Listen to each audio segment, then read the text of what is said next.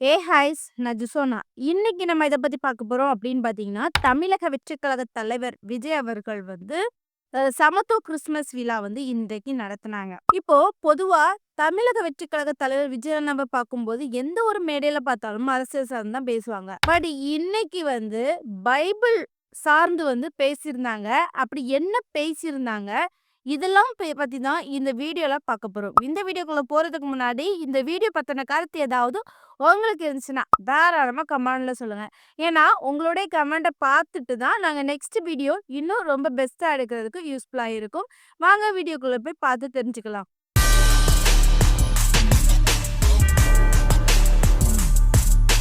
என்ன பொறுத்தவரைக்கும் என்ன அப்படின்னு பார்த்தீங்கன்னா, பொதுவா எல்லா கட்சி தொடங்குன எல்லா தலைவர்களுமே ஒவ்வொரு நிகழ்ச்சியும் நடத்துவாங்க.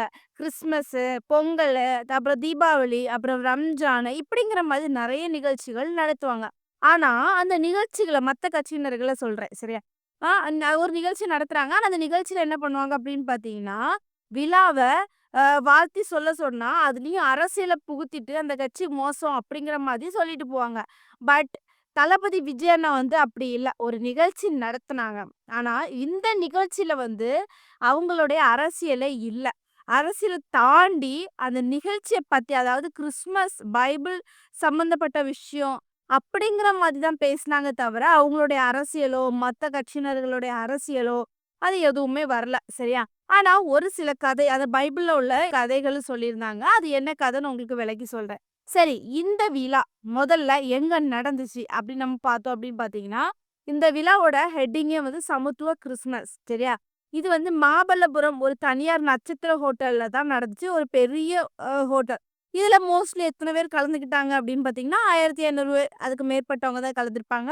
அது மட்டும் இல்லாம பொதுமக்களா அப்படின்னு பார்த்தீங்கன்னா, பொதுமக்கள்லாம் கிடையாது. கட்சியில இருப்பாங்கல்ல. கட்சியில என்னென்ன பொசிஷன்லாம் இருப்பாங்கல்ல மெம்பர்ஸ். கட்சியில உள்ள மெம்பர்ஸ் அவங்களுடைய ரிலேட்டிவ் அப்படிங்கிற மாதிரி தான் இந்த விழால வந்து கலந்துக்கிட்டாங்க. அவங்கள வச்சு தான் இன்னைக்கு இந்த விழாவே நடந்துச்சு. கிட்டத்தட்ட 1500 பேர். இந்த 1500 பேர்த்துக்கு எல்லா அரேஞ்ச்மெண்ட்டும் பண்ணப்பட்டிருந்துச்சு. சரியா? கிட்டத்தட்ட மதியம் சாப்பாடு கூட ரெடி பண்ணப்பட்டிருந்துச்சு. அந்த அளவுக்கு இந்த நிகழ்ச்சி பிரம்மாண்டமா நடந்துச்சு.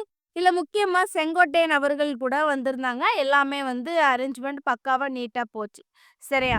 அ சரி இதுல தமிழக வெற்றிக்கழக தலைவர் விஜய் அண்ணா என்ன பேசியிருந்தாங்க? ஸ்பீச் எப்படி குடுத்திருந்தாங்க அப்படின்னு பார்த்தோம் அப்படின்னு பார்த்தீங்கன்னா, அவருடைய ஸ்பீச்சுக்கு என்னைக்குமே முற்றுப்புள்ளி வைக்க முடியாது. அந்த அளவுக்கு அவருடைய ஸ்பீச் வந்து அழகா மாஸ் ஸ்பீச்சா இருந்துச்சு. பட் கேட்கும்போது ஒரு பைபிள்ல உள்ள ஒரு கதைய வந்து சொல்ல ஆரம்பிச்சாங்க. அப்படி என்ன சொல்லியிருந்தாங்க அப்படின்னு பார்த்தீங்கன்னா, அந்த கதையில ஒரு இளைஞருக்கு அவங்களுடைய கூட பிறந்த சகோதரர்கள் என்ன பண்ணாங்கன்னா, ஏமாத்தி என்ன பண்றாங்கன்னா, ஒரு பாதாள கிணற்றுல தள்ளி விடுறாங்க. பட் அந்த கிணத்துல விழுந்த அதே நபர் வந்து அந்த நாட்டுக்கே ராஜாவாயிட்டாங்க.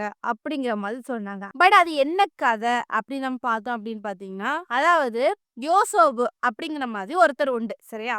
அந்த யோசேப்பு என்ன பண்ணுவாரு, அவங்களுக்கு சகோதரர்கள் எல்லாருமே உண்டு. அப்ப அவங்களோட கூட பிறந்த சகோதரர்கள் என்ன பண்ணுவாங்கன்னா, யோசேப்ப எப்படியுமே ஒதுக்கியே தான் வைப்பாங்க. அப்படி ஒதுக்கி வச்ச யோசேப்ப கூட்டிட்டு போய் ஏமாத்தி ஒரு பாதாள கிணற்றுல வந்து தள்ளி விடுவாரு. தள்ளி விட்டுட்டு என்ன பண்ணுவாங்கன்னா, அடிமைகளா விப்பாங்க தெரியுமா? அப்படிங்கிற மாதிரி அடிமைகளா வித்துட்டாங்க. சரியா? அப்போ எப்படி யோசேப்பு வந்து அதிகமா ஒரு ராஜாவோட பொசிஷன்ல வர அளவுக்கு ஆகுனாரு அப்படின்னு பார்த்தீங்கன்னா, யோசேப்புக்கு வந்து ஒரு தனி திறமை உண்டு.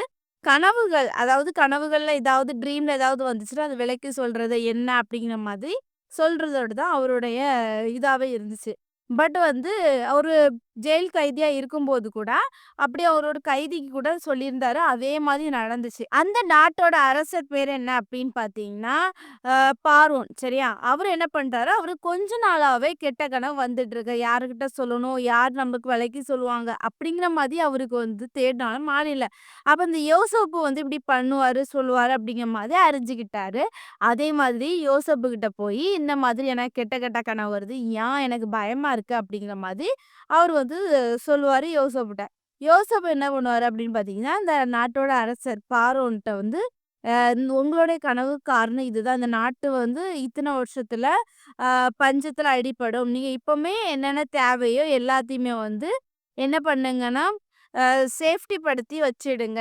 ஸ்டோர் பண்ணி வைங்க அப்படிங்கிற மாதிரி என்ன பண்றாங்கன்னா, இந்த யோசேப்பு வந்து பார்வோன்ட்ட சொல்லிட்டு இருக்காங்க. அதன் அடிப்படையில பார்வோன் அதே மாதிரி பண்ணாரு.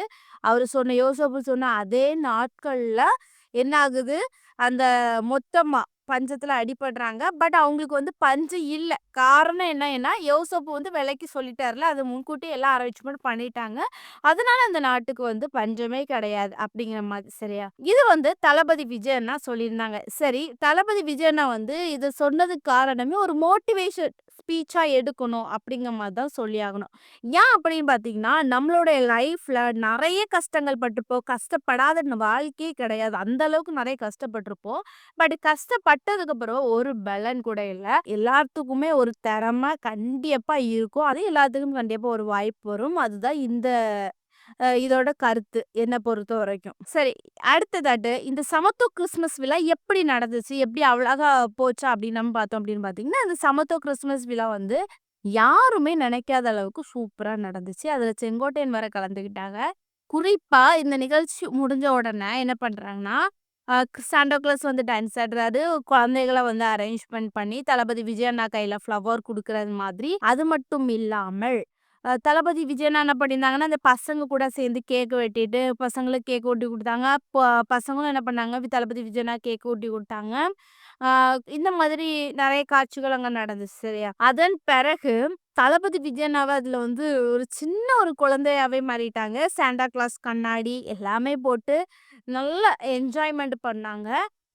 அது மட்டும் இல்லாம மதிய உணவும் அரேஞ்ச் பண்ணப்பட்டுச்சு. அவங்க யாரெல்லாம் வந்தாங்களோ, அவங்க எல்லாத்துக்குமே வந்து உணவு அரேஞ்ச் பண்ணப்பட்டிருக்குது.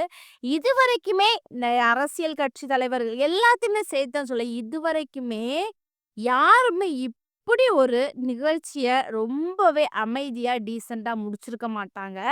கண்டிப்பா வந்திருந்தாலும், எந்த கட்சியா இருக்கட்டுமே, கண்டிப்பா அவங்களுடைய ஒரு ஸ்டேஜ் ஏறுனாலும், அவங்களுடைய அரசியல பத்தியோ, மத்தபடி வேற ஏதோ சம்மந்தமா பிரச்சனைகள இழுத்து வச்சுட்டு தான் போவாங்க தவிர, இந்த அளவுக்கு அமைதியா வந்ததும் தெரியாம, போனதும் தெரியாம அப்படிங்கிற மாதிரி யாருமே பண்ணியிருக்க மாட்டாங்க. பட் இந்த நிகழ்ச்சி வந்து சூப்பரா இருந்து அரேஞ்ச்மென்ட் பண்ணி கிறிஸ்மஸ் விழா அப்படிங்கிற மாதிரி செலிப்ரேட் பண்ணாங்க. இன்னும் மென்மேலும் அதாவது எல்லா மதமும் ஒண்ணு தானே அப்படிங்கிற மாதிரி எல்லாருமே ஒண்ணுதான் அப்படிங்கிற மாதிரி என்ன பண்ணாங்க அப்படின்னு பார்த்தீங்கன்னா, அவங்களுடைய உரைய பேசி முடிச்சாங்க. அது மட்டும் இல்லாம என்ன பொறுத்தவரைக்கும் என்ன அப்படின்னு பார்த்தீங்கன்னா, எலக்ஷனும் கிட்ட நெருங்கிட்டு இருக்குது. தமிழக வெற்றிக் கழக தலைவர் அவர்களும் ஒவ்வொரு விழாவையும், ஒவ்வொரு நிகழ்ச்சியும் நடத்திட்டு வராங்க. பட் இந்த வீடியோ பார்க்குற நீங்க தமிழக வெற்றிக் கழக தலைவர் விஜய் அண்ணாவ எந்த அளவுக்கு உங்களுக்கு பிடிக்கும்? அது மட்டும் இல்லாம, எனி எலக்ஷனுக்கு நீங்க யாருக்கு ஓட்டு போடுவீங்க? இதெல்லாம் பத்தி உங்களுடைய கருத்தையும் கமெண்ட்ல சொல்லுங்க. நெக்ஸ்ட் ஒரு இன்ட்ரெஸ்டான வீடியோல சந்திக்கிறேன். பாய்.